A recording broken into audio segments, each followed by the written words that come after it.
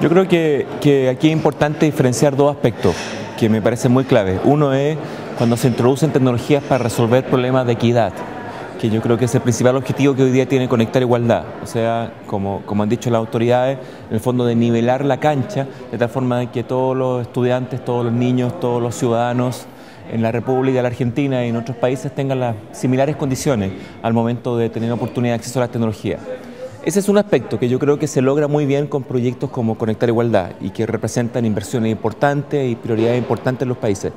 Otro aspecto, que el que a mí me interesa más, tiene que ver cuando usamos estas tecnologías para mejorar procesos de educación, en que ahí las preguntas son más sofisticadas, no solamente respecto a cantidad de máquinas, sino que con qué didáctica, con qué contenido, en qué nivel, dónde priorizamos, qué rol tienen los docentes. Respecto a estos segundos, yo creo que aún tenemos mucho que avanzar, que estamos empezando, que la prioridad que han habido en nuestros países por entregar acceso equitativo no ha todavía logrado permear los procesos educativos que son otro ámbito de objetivo.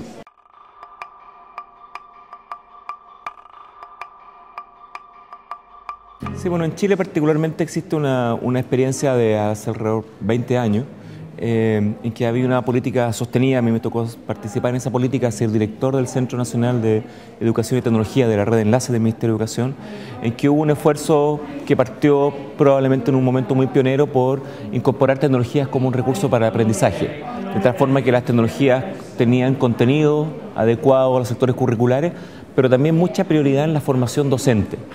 Yo creo que hay cosas que en Chile se hicieron bien y otras que todavía tenemos que aprender mejor. Yo creo que particularmente en el ámbito de los contenidos se desarrolló una industria muy interesante que luego se reflejó en la experiencia de desarrollo de portales educativos. En Chile, como en otros países, hay portales que hoy día permiten acompañar a los profesores en el uso de las tecnologías, de tal forma que no solamente es disponibilidad de contenidos, como hoy día existe en la web, sino que también de modelos de inserción. En Chile eso hoy día se traduce en distintos tipos de estrategias. En Chile hay laboratorios móviles computacionales, que son recursos digitales que están en las escuelas disponibles para ser usados por los alumnos. En Chile no hay un proyecto uno a uno como el que hay en Argentina o en Uruguay, sino que más bien se ha apostado a que de alguna forma otros mecanismos vayan regulando el acceso, cosa que si bien es cierto no está completamente lograda, se ha avanzado significativamente. Sin embargo, el desafío hoy día en Chile, como en muchos países, tiene que ver con cómo usamos tecnología para los problemas más duros. O sea, cómo resolvemos el problema de comprensión del lenguaje, cómo logramos que los alumnos dominen las 4 destrezas básicas, las 4 operaciones básicas de matemática, qué destrezas comunicacionales tenemos que desarrollar, qué habilidades científicas, y cómo incorporamos entonces tecnología no para aprender tecnología, sino que para desarrollar mejor expresión. Yo creo que hay dos desafíos que en Chile tenemos. Uno que tiene que ver con esta alineación, o sea, que el profesor de lenguaje haga clases de lenguaje, no de computación, con la tecnología. Pero por otro lado, reconocer que también cuando los estudiantes empiezan a usar tecnología, se producen desafíos nuevos en el aula, porque hay nuevas competencias que entran en juego. Hace 30 años atrás, todos los sistemas políticos educativos en el mundo, particularmente en nuestras regiones, tenían como gran desafío proveer de contenido, bibliotecas, textos escolares, colecciones de literatura. Hoy día no tienes ese problema, más bien tienen un problema de saturación. En la medida en que hay buena internet, que hay buen acceso, que hay portales como el de ustedes, empiezan a haber una provisión impresionante de contenido que el profesor y el alumno tienen que desarrollar nuevas habilidades para poder tener capacidad de síntesis, capacidad de análisis, capacidad de comparación. Esas habilidades, que son las que llamamos habilidades del siglo XXI, no están incorporadas en nuestros currículos. No existen porque están hoy día generándose y por lo tanto tenemos que enfrentar fuertemente ese desafío. No solamente cómo ocupamos tecnología para mejorar las destrezas curriculares que no estamos logrando resolver y por tanto las tecnologías tienen que ayudarnos a eso, pero también cómo actualizamos esos marcos curriculares a nuevos desafíos que hoy día las generaciones nuevas necesitan para enfrentarse al mundo.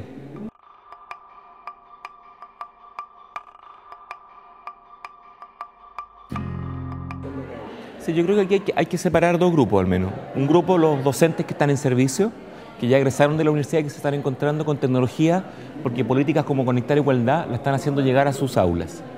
En ese caso a mí me parece importante que las estrategias de formación sean localizadas a lo pedagógico, a lo didáctico. La mayor parte de los docentes que hoy día están en ejercicio no son docentes que quieran aprender a usar computadores en términos intensivos, lo que quieren es mejorar su desempeño en los sectores curriculares. Por lo tanto, lo que hay que establecer son modelos eficientes que, además de llevar contenido, lleven modelos de uso en el aula. El problema o el desafío que tiene el docente no es tanto su dominio respecto a la computadora, sino que es su dominio de la nueva situación en el aula, de la nueva dinámica que se le va a producir cuando cada alumno tenga un computador.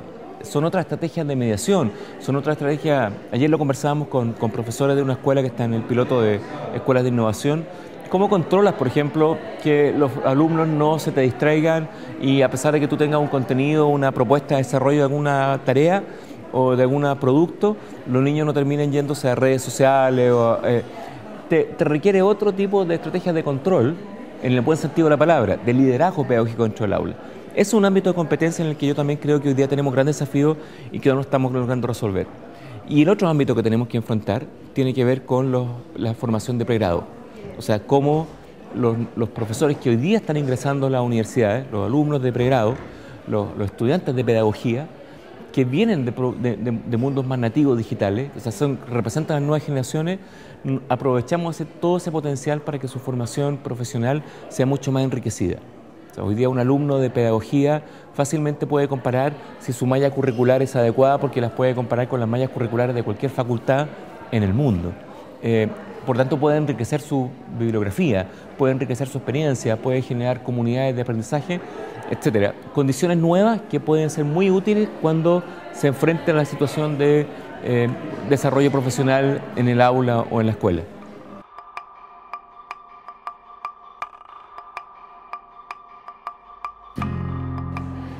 O sea, yo diría que hay típicamente en el diseño de este tipo de estrategias hay tres componentes. Una tiene que ver con infraestructura, o sea, cómo tú garantizas un acceso que además tenga un soporte, una mantención, te haces cargo de la obsolescencia, te haces cargo de la renovación. Aquí hay un problema, entregas un parque de millones de computadoras, ¿qué va a pasar un par de años después cuando esas computadoras empiecen a presentar problemas técnicos? La infraestructura en sí misma es una operación que se tiene que mantener. Hay que hacer más robusta el ancho de banda. Aquí en la Argentina hay programas importantes para mejorar la conectividad a través de fibra óptica. O sea, está generando una demanda que antes no existía.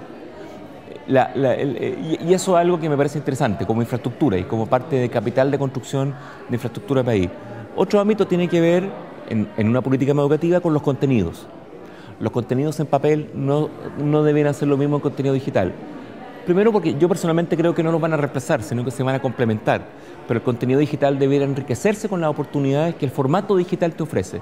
La interacción, la capacidad de colaboración, la capacidad multimedia, la capacidad de llevar un registro de lo que tú haces. O sea, típicamente en un texto escolar, el proceso termina cuando se entrega el texto al alumno.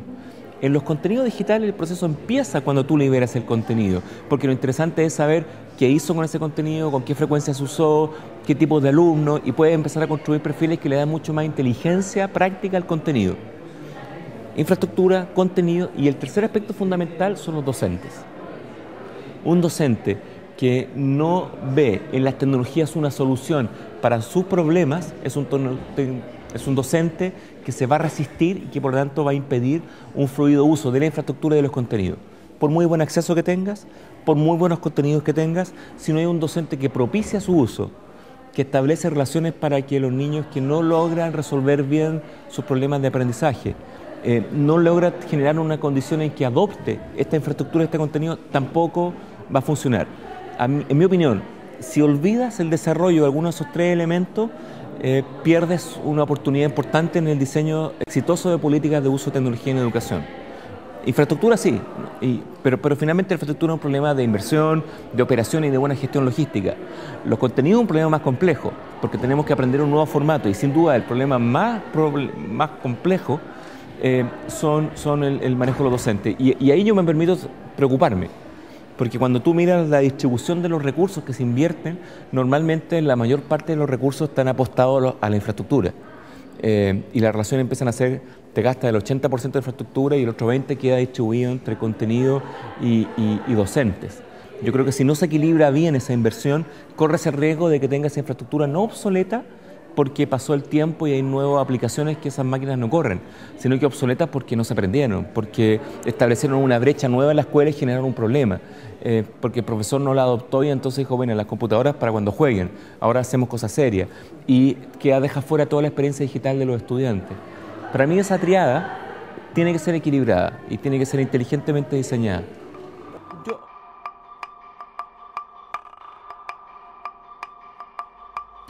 Yo estuve en el sector público, trabajé mucho tiempo en el sector público de mi país, estoy en el sector privado desde hace un tiempo.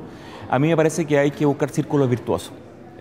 Un sector público que define reglas y orientaciones claras respecto a lo que quieren las políticas, moviliza a un sector privado que tiene capacidad de ponerle productividad y eficiencia. Es difícil que el sector privado se mueva por sí solo sin que haya políticas claras al respecto, porque supone riesgos altos que normalmente el sector privado no va a tomar. Pero entonces hay que exigirle al sector privado que frente a políticas y metas importantes sea muy proactivo. Por ejemplo, en el caso de Conectar Igualdad, yo creo que más allá del aporte que ha hecho el sector privado como proveedor de tecnología, es un buen momento para que el Ministerio y el programa y ANSES desafíe al sector privado a ofrecer soluciones nuevas en términos de uso de contenido y de desarrollo de proyectos de uso de contenido digital en el aula. Porque lo que tú tienes hoy día y lo que va a tener en los próximos años es una masa de demanda nueva.